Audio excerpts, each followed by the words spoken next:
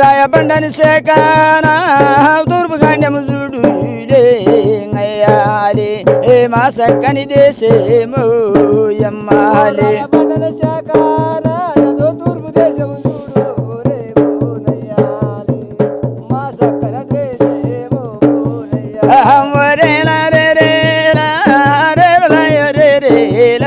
హరి రీలా హరేల రీలా రే రీలా హరి రీలా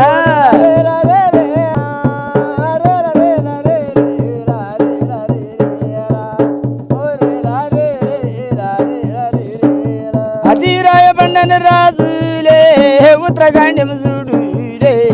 అయ్యాలి అది తూర్పు దేశన చూడులే అమ్మాలి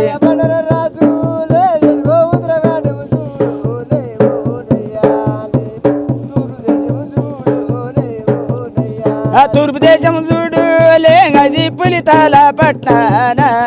అయ్యాలి అది వాయువండ పట్నాన రాజులే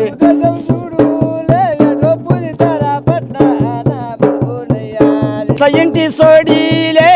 రాయబండడు ఉయ్కోడు అయ్యాలి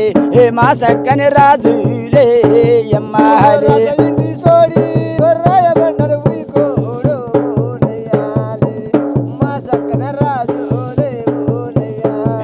అది రాస ఇంటి ఓడిలే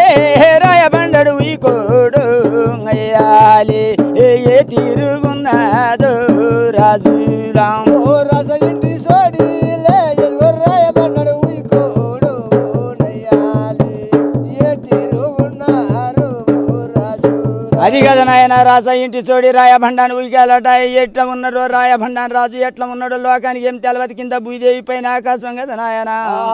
అది ఎల్నాటి రోజునే ఆ రాజులు ఎట్లా పుట్టారు ఏం తీరుగు పుట్టారో వాళ్ళు కోయ రాజులు అంటారు కదా నాయన ఆ కోయ రాజులు తీరుగా ఏం పుట్టారో ఏం పెరిగిందో లోకానికి ఏం తెలియదు కదా నాయన ఇవాళ రోజున ఏం చేసినామంటున్నావో అది వీధి కాలాన రొట్టగట్టు మాడ్డాన పాయలపైతోని భూమిలో ఎప్పుడు పడమటి దేశం నుంచి తూర్పు దేశం పోయినాము అప్పుడు పాయలపైతోని భూమిలో ఎట్లా ఉన్నామంటున్నావు కదా మా చక్కని రాజులు ఏమి అంటున్నావు కోయ రాజులు అంటే ఆదివాసులు కదా నాయన ఆదివాసుల సంఘంలో ఏ తీరుగున్నదో ఎట్లా ఉన్నదో అబద్ధం ఆడే వాళ్ళు కదా కదా నాయన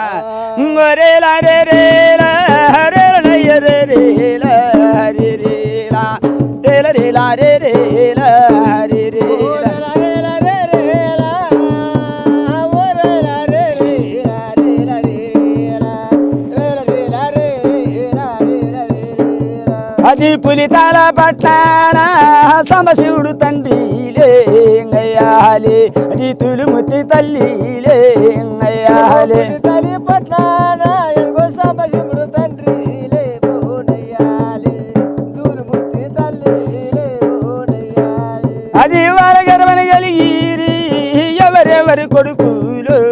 నాయాన ఎంతమంది బిడ్డలు అయ్యాలి